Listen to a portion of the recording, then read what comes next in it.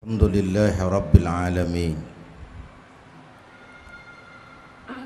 wal aqibatu lil muttaqin wala idwana illa 'alal zalimin.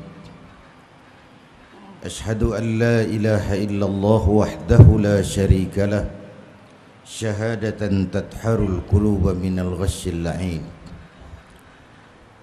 Wa ashhadu anna sayyidana wa maulana Muhammadan 'abduhu wa rasuluh ba'asahu rahmatan lil alamin wa uswatan lil mu'minin.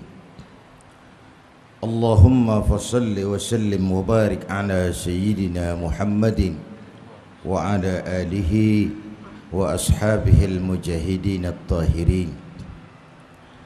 Amma ba'du fa ya ibadallah, usikum wa iyaya bitaqwallah faqad fazal muttaqun. Saudara-saudara kaum muslimin, jamaah Jum'ah yang senantiasa mengharap ridha Allah, puji dan syukur kita panjatkan kehadiratnya yang dengan izinnya siang ini kita dapat bertemu dan berkumpul di rumahnya yang mulia ini untuk bersimpuh dan bersujud di hadapannya, menyatakan segala kerendahan, kelemahan dan keterbatasan kita sebagai makhluk yang diciptakannya. Kalau ada intan paling mahal, mutiara paling berharga dalam kehidupan kita, itu tidak lain adalah Allah telah mengaruniakan kepada kita dua hal yang terbesar.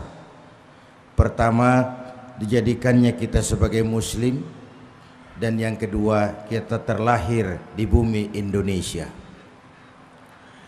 Karunia sebagai seorang muslim adalah intan paling mahal, mutiara paling berharga. Kenapa dia intan paling mahal? Karena dia pertama, dia menyelamatkan kita dari ketergantungan kepada benda. Ia menyelamatkan kita dengan memberikan petunjuk nilai dasar keimanan sebagai pondasi menghadapi kehidupan ini. Indonesia memang bukan negara agama, tapi pasti Indonesia negaranya orang yang beragama. Dan nilai dasar dari agama adalah nilai dasar keimanan. Ia adalah pondasi.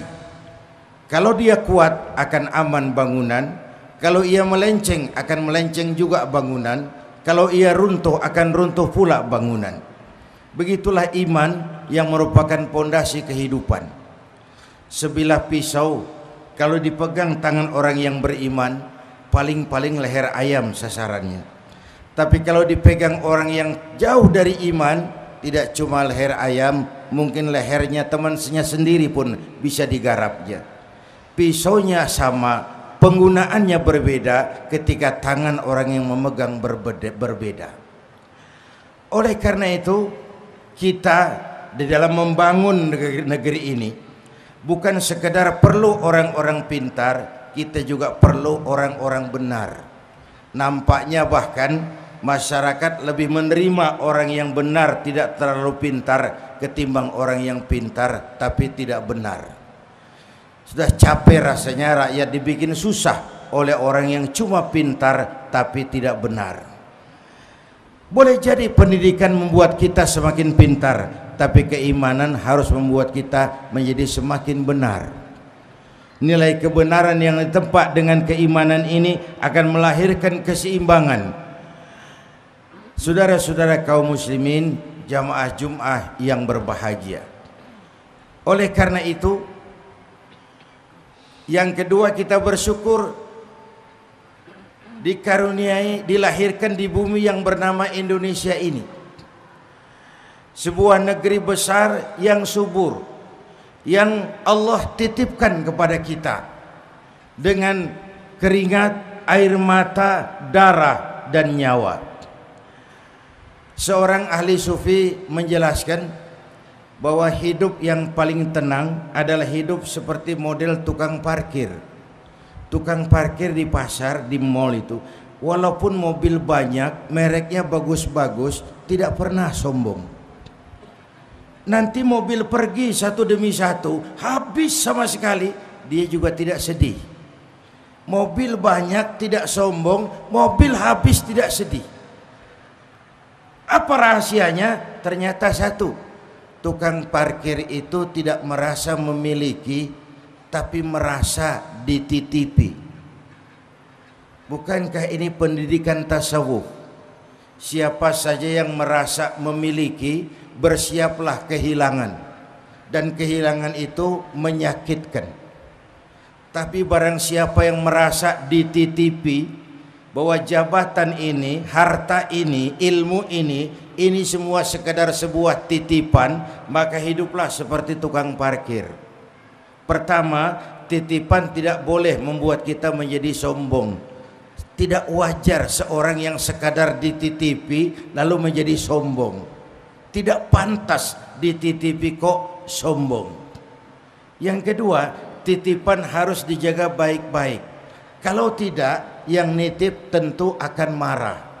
Titipannya tidak dijaga dengan baik. Allah nitip Indonesia ini. Hai rakyat, ini Indonesia, aku titip.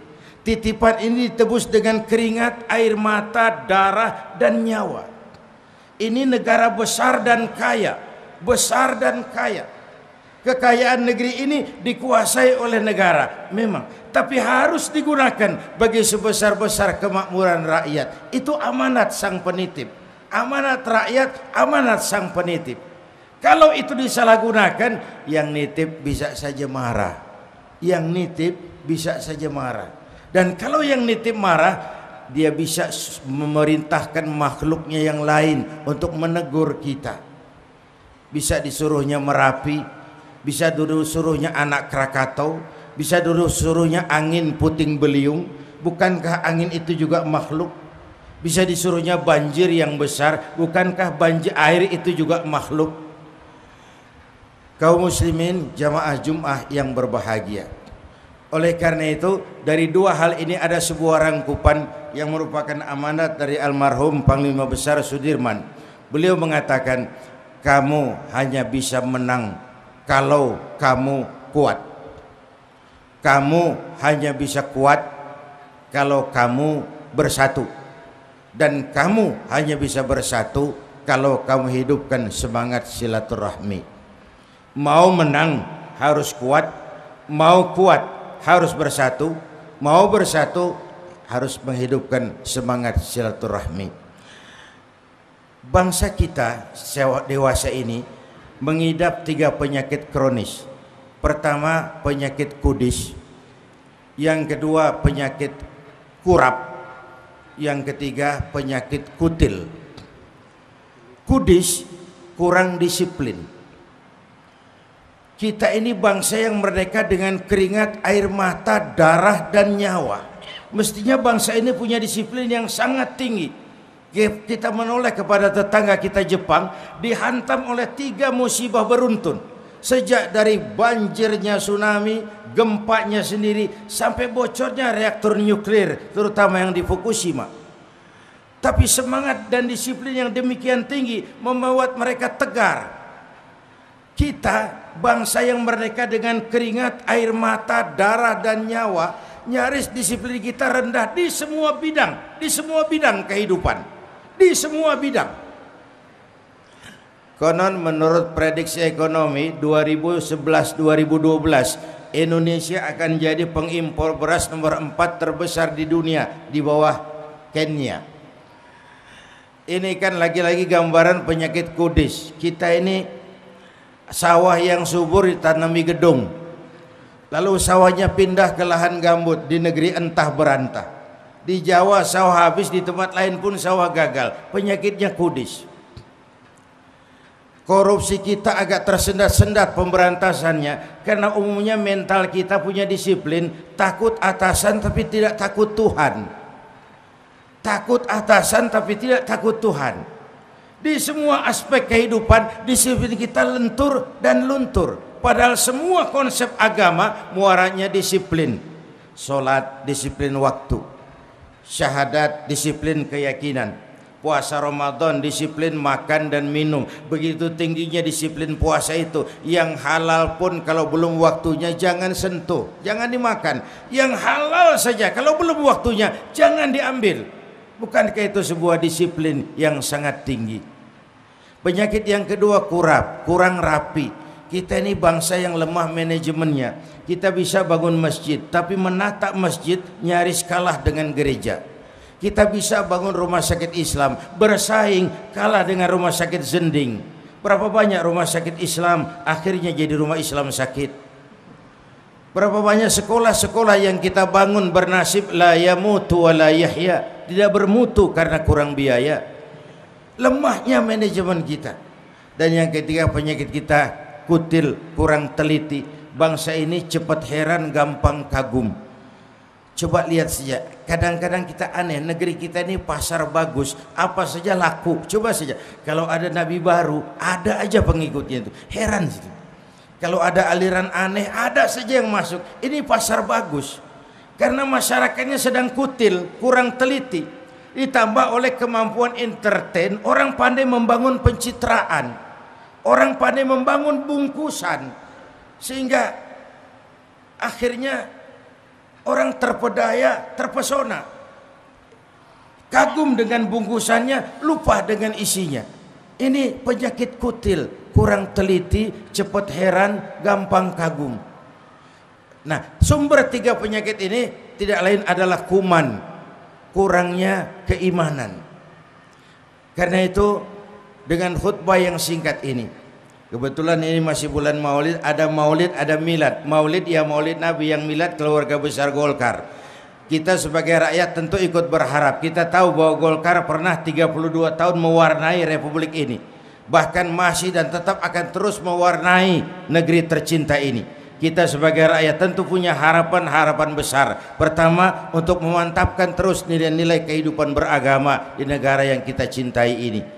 Sejak awal saya katakan Indonesia bukan negara agama, tapi Indonesia pasti negaranya orang yang beragama. Dan kehidupan keagamaan di Indonesia sejak raja-raja Jawa sudah diberikan simbol tentang bagaimana ada masjid, alun-alun, keraton, keraton, alun-alun, masjid besar, masjid besar, alun-alun, keraton. Sejak zaman Jawa-Jawa raja-raja kita dulu sudah memberikan isyarat bahwa agama, negara dan rakyat, alun-alun tempat rakyat berkumpul, suatu hal yang tidak terpisahkan dan tidak boleh dipisahkan. Agama, negara dan agama harus berjalan seiring. Jangan sampai terjadi tabrakan, karena kalau negara bertabrakan dengan agama, musibah buat kita semua. Harapan kedua tentu saja tetap menjaga semangat kebersamaan, keutuhan, kesatuan dan persatuan kita seluruh rakyat Indonesia. Kita merasa kita memang makin kaya dengan politisi, tapi makin miskin dengan negarawan. Karena itu kita berharap, bahkan kalau mau jujur barangkali di Indonesia ini kan belum banyak partai, yang banyak itu masih fans club. Fans club itu lain dengan partai. Partai yang punya jaringan, siap dengan SDM-nya, teruji oleh tantangan, itu belum banyak. Yang banyak tuh baru fans club, penggemar saja. Penggemar kepada seseorang, orangnya bikin partai lalu ikut. Nanti yang bikin partai mati, partainya ikut mati. Nah, oleh karena itu kita berharap bahwa semangat menjaga kesatuan, persatuan, keutuhan kita sebagai bangsa tetap terjaga dan terpelihara sebagaimana yang diamanatkan Panglima Besar Sudirman tadi. Kau hanya akan menang kalau kau kuat, kau hanya kuat kalau kau bersatu, dan kau hanya bisa bersatu kalau kau hidupkan semangat silaturahmi. Dengan kata lain, tanpa semangat silaturahmi akan berat terwujud kesatuan dan persatuan. Tanpa kesatuan dan persatuan akan sulit terbangun kekuatan, dan tanpa kekuatan akan sulit meraih kemenangan. Ini hal yang kita harapkan, menjaga keutuhan kita sebagai bangsa. Yang ketiga, tentu tetap terus berjuang untuk kemakmuran rakyat, karena memang kita masih memerlukan kerja keras, peras keringat dan banting tulang untuk menata hari esok yang lebih baik dan lebih pasti dari hari yang kita jalani sekarang ini. Mudah-mudahan khutbah yang singkat ini memberikan sumbangan moral bagi kita umat Islam, khususnya bagi keluarga besar Golkar, untuk terus berkiprah bagi kepentingan rakyat. A'udzubillahi minasyaitonirrajim. In ahsantum ahsantum li anfusikum wa in asa'tum falaha. Kalau kamu berbuat baik, kebaikan itu adalah untuk dirimu sendiri. Kalau jahat yang kamu kerjakan, itu pun akan pulang kepada dirimu juga. Barakallahu li wa lakum fil Qur'anil azim wa nafa'ani wa iyyakum bima fihi minal ayati wa dzikril hakim. Aqulu qawli hadza fa astaghfirullahal azim li wa lakum wa li sairil muslimina wal muslimat wal mu'minina wal mu'minat fastaghfiruh innahu huwal ghafurur rahim. Alhamdulillah hamdan katsiran kama amar. Asyhadu an la ilaha illallah wahdahu la syarika lah irghaman liman jahada bihi wa kafar.